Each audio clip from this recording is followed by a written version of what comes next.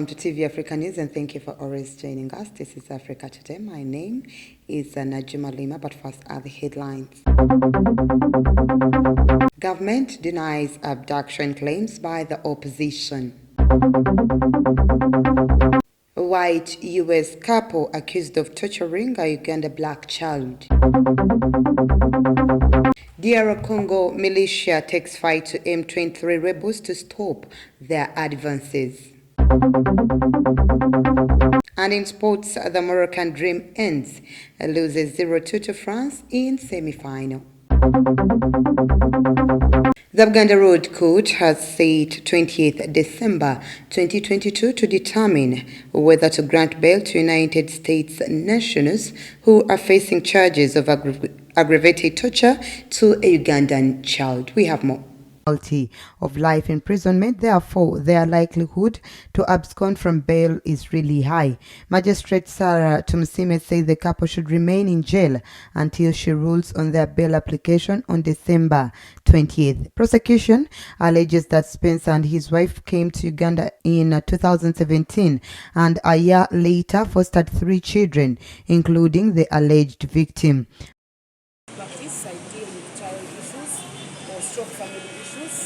I came to know about this case when I was contacted by a nanny in this matter who was working for the couple for 2 years and 6 months. That over the last 4 months, the child in question was being tortured, what we call torture. There are 2 types of torture, physical torture, but it was torture and it was evident. This would be seen from the videos that she sent me, and the list of punishments that were given to this young man that were not fair, that not anyone could stand, be it you as an elder. There were little punishments that were given to this boy as he sat on a cold floor from morning to evening. And he was given food that was not given to the other family members, the other 2 children who are also foster children. And he was doing really bad, that this nanny was forced to give him punishments that were not befitting of a child that age of 10 years. Well, their defense is that they were acting under the guidance of a psychiatry doctor who had recommended that he be given such punishments. We found that very harsh, and they decided to refer her to report the case at Chihuahua police station. Following a tip-off from the neighbors between 2020 and 2022, police accused the couple of subjecting the child to several forms of torture, including making him squat in an awkward position and sleep on a wooden platform without a mattress or bedding. The Eastern Democratic Republic of Congo's self-proclaimed Lieutenant General Javier Karaili is commanding his militia, the Patriotic Alliance for a Free and Independent Congo, mostly made up of fighters from the Hunde ethnic group, in the battle against the feared M23 rebel group.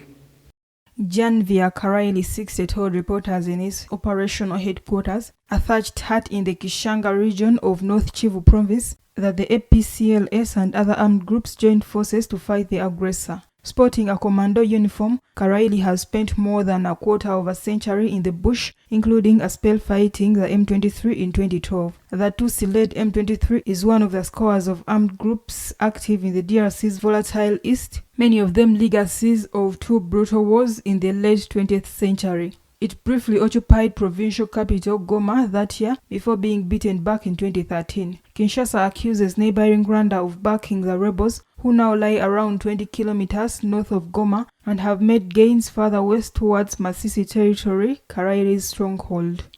Let's take a quick break. We will be right back.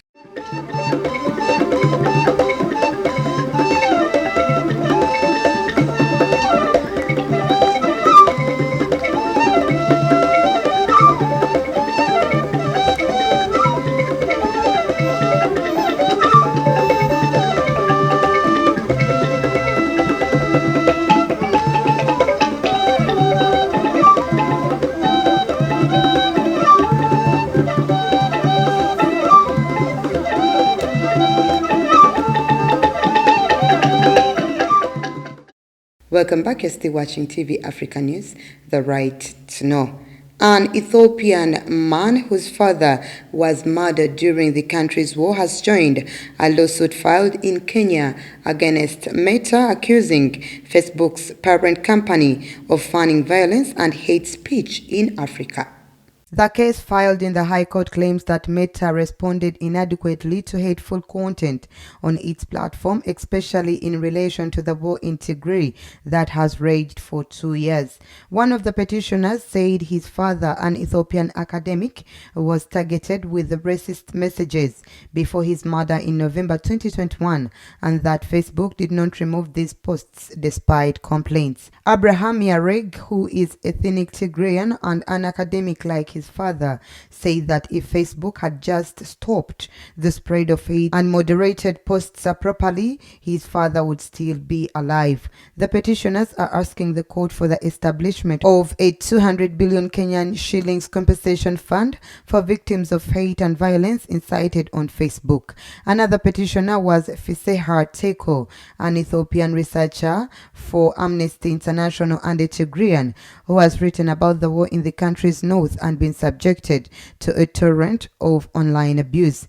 The lawsuit was also filed by Katiba Institute, a Kenyan rights group which is seeking changes to Facebook's algorithm, which they claim promotes and spreads hate speech. Top U.S. officials, including Secretary of State Antony Blinken and Defense Chief Lloyd Austin, joined several key leaders from Africa to discuss peace, security, and governance issues at the U.S.-Africa Leaders Summit on Tuesday. The Biden administration in three-day gathering is bringing in leaders from 49 African nations and the African Union for high-level talks. During the discussion, Somalia's President Hassan Sheikh Mohamud spoke about how the terrorist group Al-Shabaab control large portions of Somalia's rural areas and that they cannot be defeated militarily alone. African Union Commission Chairperson Moussa Faki Mahamat said that the US is providing bilateral support to a number of African countries including Niger, Mozambique, Somalia and Chad, although the African armies are still under-equipped. The administration is hosting leaders and senior officials this week in a not-so-subtle pitch to compete with China on the continent.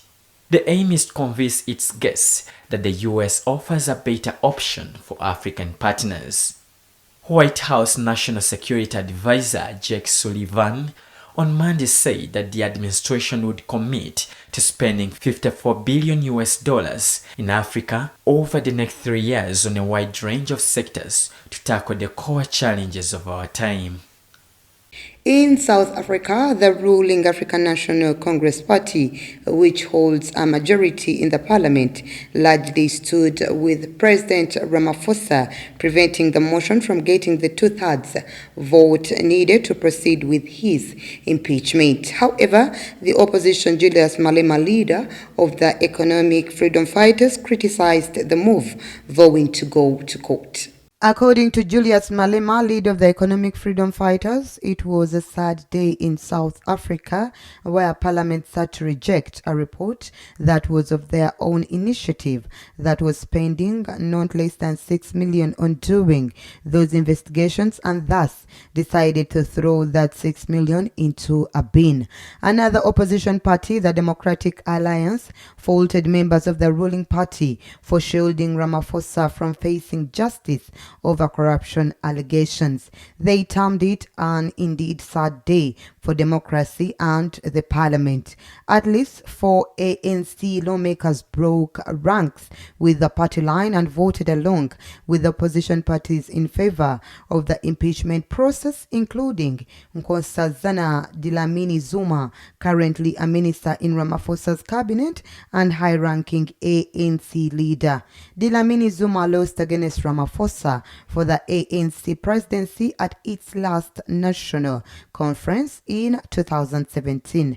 The parliamentary vote comes in a week where Ramaphosa will also be fighting for his political life as he seeks to be re-elected the leader of the ANC at its national conference starting in Johannesburg on Friday. Let's once again take a quick break. We'll be right back.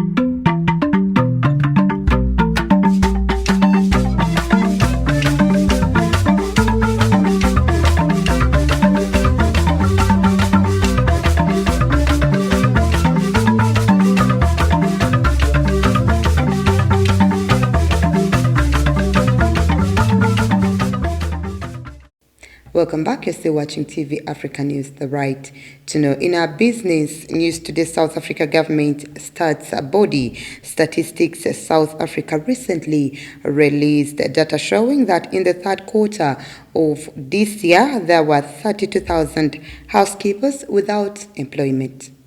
According to Eunice Gladler, South African Domestic Service and Allied Health Workers Union Assistant General Secretary, on a daily basis, her phone rings off the hook, flooded by domestic workers who have been laid off. The decline in the number of domestic workers' jobs is attributed to the financial pressure felt by middle-class households caused by inflation and fuel hikes.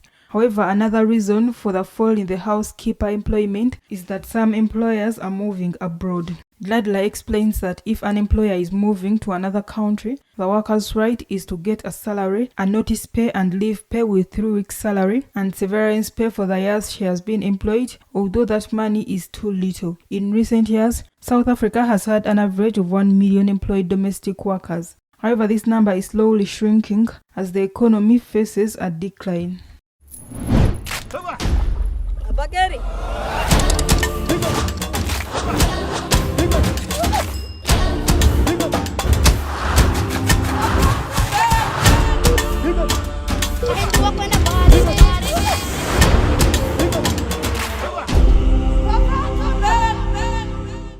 And in health, there was joy and satisfaction in Mali after the return of Halima Cissé, a young woman from the northern city of Timbuktu, who gave birth to 5 girls and 4 boys in Casablanca in May 2021. The mother and babies are doing well and arrived safe and sound in Mali.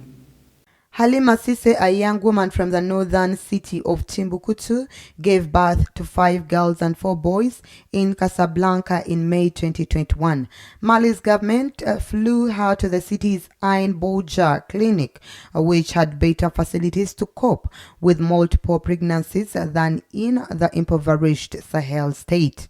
Doctors had worried for the health of the mother-to-be and for the baby's chances of survival, given the high risk of very premature birth.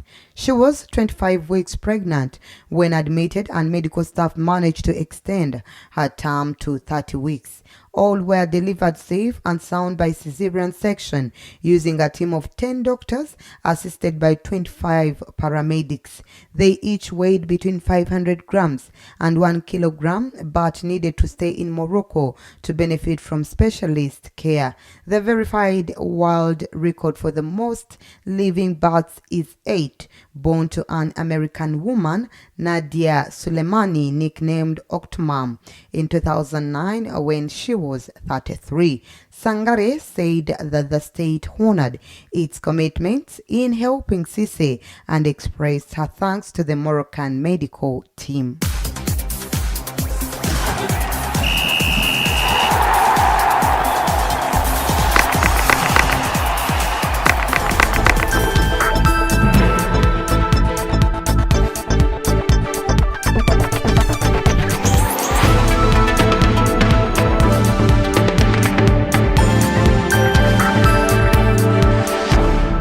And in sports, a disappointment for Morocco as their historic World Cup dream came to an end. The North Africans lost 0-2 to France on Wednesday evening in the semi-final of the Qatar 2022 FIFA World Cup. We have more on this report.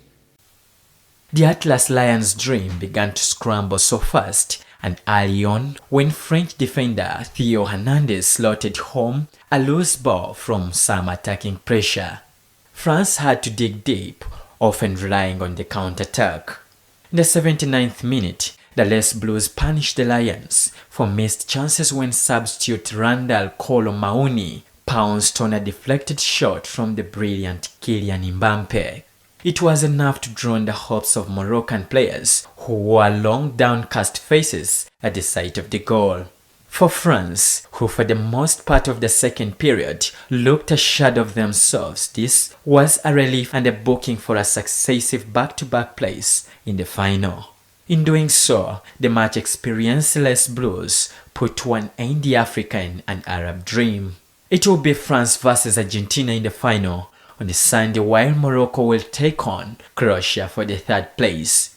They will have to hold their head high for what has been a truly incredible and historical World Cup performance of the North Africans, something that was already felt in the stadium at the end of the match against France, where spectators and fans gave them a thundering applause. That was the news. Thank you for always keeping it TV Africa. Please do stay tuned. More programming coming your way.